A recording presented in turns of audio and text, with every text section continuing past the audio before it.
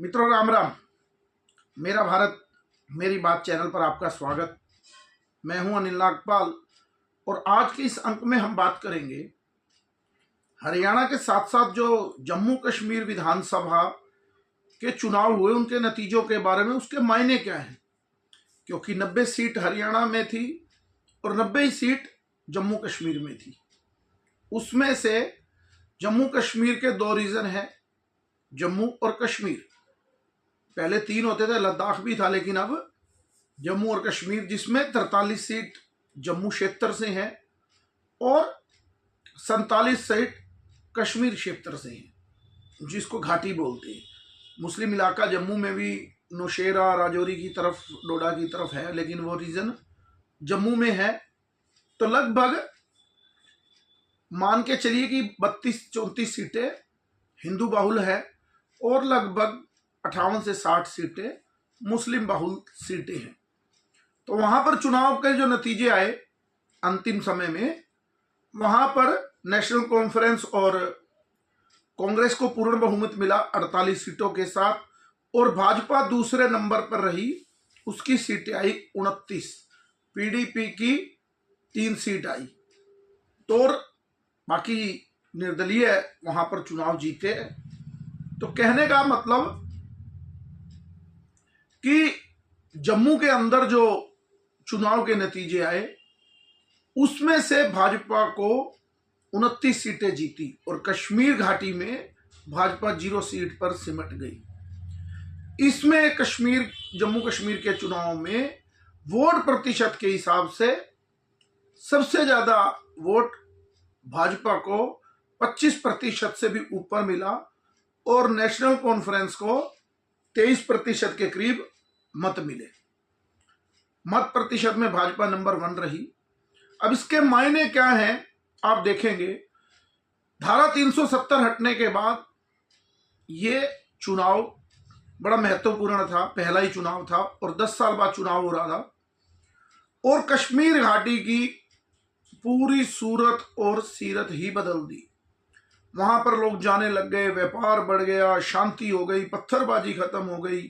लोगों का जीवन जो बिल्कुल हर समय बंदूक और गोलियों के साए में था, वो पूरी तरह अब आनंद में हो गया। आप देखेंगे जो पहले की घटना, नाम सुना होगा आपने, लाल चौक, बिल्कुल बाजार के बीच का हिस्सा है, देखा हुआ है हमारा। तो वो चारों तरफ मार्केट थी, वो सदा ही बंद रहता था और वो गढ़ था आतंकी घटनाओं का।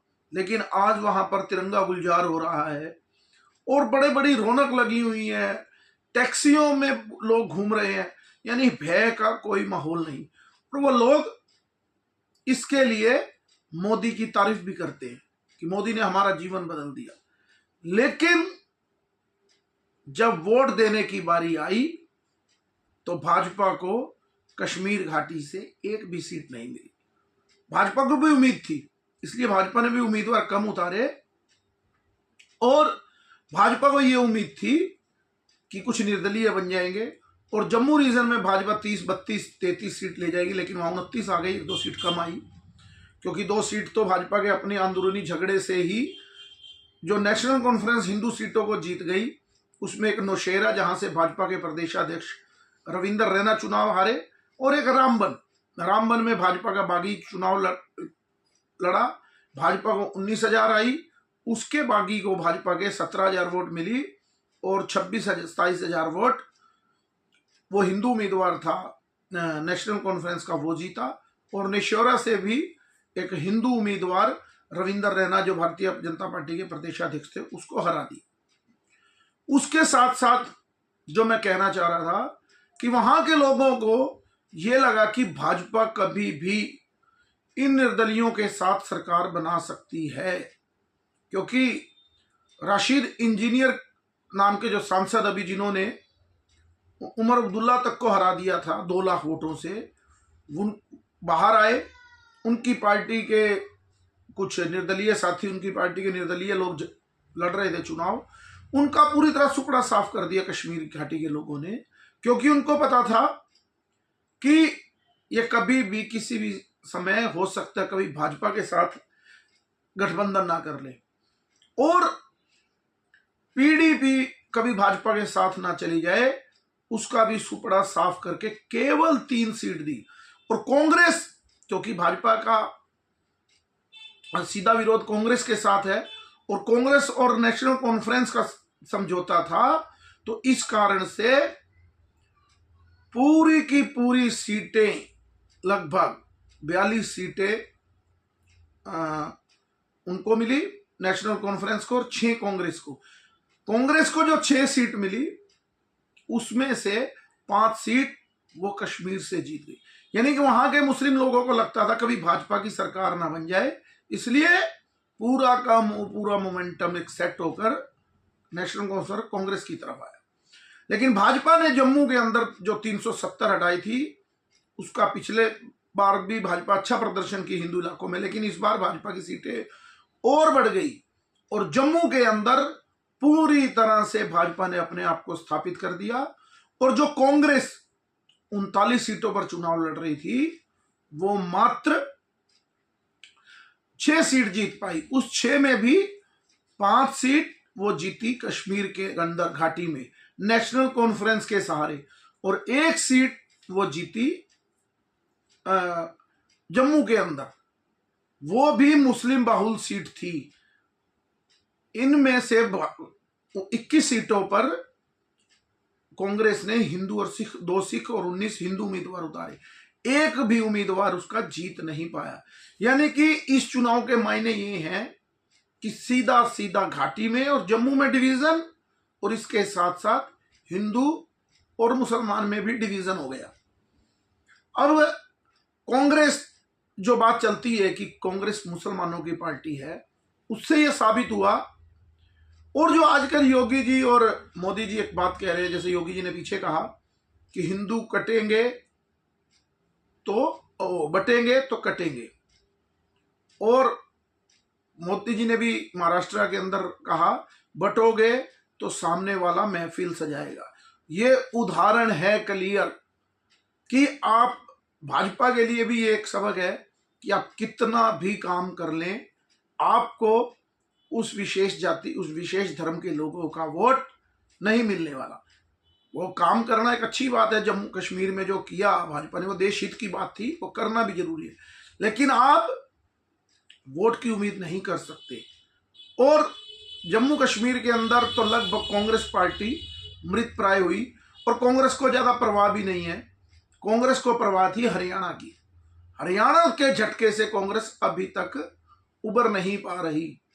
उनके नेताओं के ट्वीट भी बंद हो गए, कोई बात भी उनके बड़े नेता राहुल गांधी की बंद हो गई, तो उसके झटके से कांग्रेस उबर नहीं पा रही। और जो मोदी जी ने एक बात कही थी, कांग्रेस परजीवी पार्टी हो गई है, उसका स्पष्ट नजर आ रहा है कि कांग्रेस ये जो 6 सीटें भी जीती, वो भी नेशनल कॉन्फ्रेंस के कंधे पर जीती। और इसी के साथ जोड़ते जोड़ते ही जो मैं ये कह रहा हूं कटेंगे बटेंगे वाली बात, और कश्मीर का जो सबक है, ये सबक हरियाणा में भी है कुछ, इसका एक अंश। हरियाणा में कांग्रेस ने 5 मुस्लिम उम्मीदवार उतारे, कांग्रेस को 37 सीटों पर सफलता मिली है, तो कांग्रेस ने 5 मुस्लिम उम्मीदवार उतारे और 5 चुनाव जीत गए। मेवात की 3 सीट है, उन्हाना, फिरोजपुर, झिरका और नूह, और 1 सीट हथीन, जहां पर 1 लाख के करीब मुस्लिम वोट है, और 35-40 हजार वोट जगाधरी के अंदर है। तो कांग्रेस ने 5 सीटों पर मुस्लिम उम्मीदवार उतारे, और 1 उम्मीदवार जो फिरोजपुर झिरका से मम्मन खान, आपने सुना होगा, जब पिछली 31 जुलाई को 2023 में जो नूह के नल्लड़ महादेव मंदिर में दंगे हुए, हिंदुओं को मंदिर के अंदर रोककर मारने का प्रयास हुआ और एक आतंक का सीन था, उसका जो मुख्य आरोपी है, उस पर 6 FIR दर्ज हैं। उस दंगे के मुख्य आरोपी को टिकट दी थी कांग्रेस ने, और उसने फिर ध्रुवीकरण किया और हरियाणा में सबसे अधिक मतों के अंतर से जीता, 98,441 वोट से। जहां केवल जीते 2, 4, 5, 6 हजार की हो रही थी, वो लगभग 1 लाख वोटों के करीब चुनाव जीता। और बाकी दोनों सीटों पर भी जो मेवात की हैं, 50-50 हजार के अंतर से कांग्रेस जीती। और भाजपा ने वहां पर उसके खिलाफ एक नसीम अहमद मुस्लिम उम्मीदवार उतारा, उसको केवल 32,000 वोट मिली। कुछ लोग कहते हैं कि भाजपा मुसलमानों को टिकट नहीं देती। 2 टिकटें भाजपा ने इस बार भी एजाज खान और नसीम अहमद को दी, वो दोनों बुरी तरह से चुनाव हार गए। तो क्या टिकट दे? और हथीर में भी क्योंकि वोट बटा हिंदुओं का और उनका संख्या ज्यादा थी तो वो चुनाव जीत गए। और सबसे बड़ी बात, इसका एक उदाहरण, जो कह रहे थे कि बटेंगे तो महफिल सजाएंगे, वो सीट है जगाधरी। जगाधरी में उनके कम वोट है, मुसलमानों के 35-40 हजार वोट हैं, हिंदुओं का लगभग लाख वोट से ऊपर है।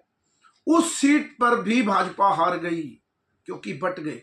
क्योंकि कांग्रेस पार्टी से एक उम्मीदवार थे आदर्श पाल सिंह, बड़े दावर नेता थे उस एरिए से, उनकी टिकट काटकर कांग्रेस ने अकरम खान को टिकट दी। और जो आदर्श पाल चुनाव थे वो आम आदमी पार्टी से चुनाव लड़ने लगे और उन्होंने, और जो बीजेपी के कंवरपाल गुज्जर थे, दोनों गुज्जर उम्मीदवार थे, दोनों का वोट बराबर में बट गया और 6,000 लगभग 6,500 वोटों से अकरम खान चुनाव जीत गए। जो बात मोदी जी और योगी जी कह रहे थे, बटोगे तो कटोगे या बटोगे तो महफिल वो सजाएंगे, इसका जीता जागता उदाहरण जगाधरी विधानसभा सीट है। आप इस पर ध्यान दे सकते हैं कि किसको कितना मत मिला, 68,000, 60,000 और लगभग 46-47 हजार। और पूरे हरियाणा में आम आदमी पार्टी की जमानत केवल, मैंने अपने पहले अंक में कहा था कि आम आदमी पार्टी केवल 2 सीटों पर जमानत बचा सकती है, एक महम और एक जगाधरी, और एक जगह और वो शायद बच जाए अनुराग ढांडा। लेकिन पूरे विधानसभा में कांग्रेस को, आम आदमी पार्टी की, जो केजरीवाल बड़ी बड़ी बातें करते थे, आदर्श पाल क्योंकि वो कांग्रेस की टिकट चाहते थे, उनकी वजह से आम आदमी पार्टी की पूरे हरियाणा में एक सीट पर जमानत बची। यानी कहने का मतलब जम्मू कश्मीर के जो चुनाव के नतीजे हैं वो सीधा सीधा डिवीजन बता रहे हैं कि किस तरह से लोगों ने, मुस्लिम समाज ने भी, आप उसके लिए कितना भी कर लें लेकिन आपको वो वोट नहीं देने वाले।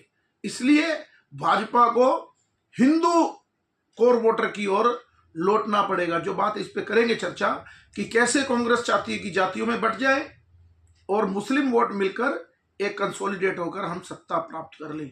इसका जीता जागता उदाहरण हरियाणा की ये 5 सीटें और जम्मू कश्मीर। जैसे मैंने कहा कि कश्मीर के अंदर सभी पार्टियों का जो निर्दलीय जीतने वाले थे क्लियर, उनका सुपड़ा साफ कर दिया कि कहीं वो भाजपा के साथ ना चले जाए। तो आज के अंक में इतना ही। मेरे इस चैनल को लाइक कीजिए, सब्सक्राइब कीजिए और शेयर कीजिए। भारत माता की जय। वंदे मातरम। जय श्री राम।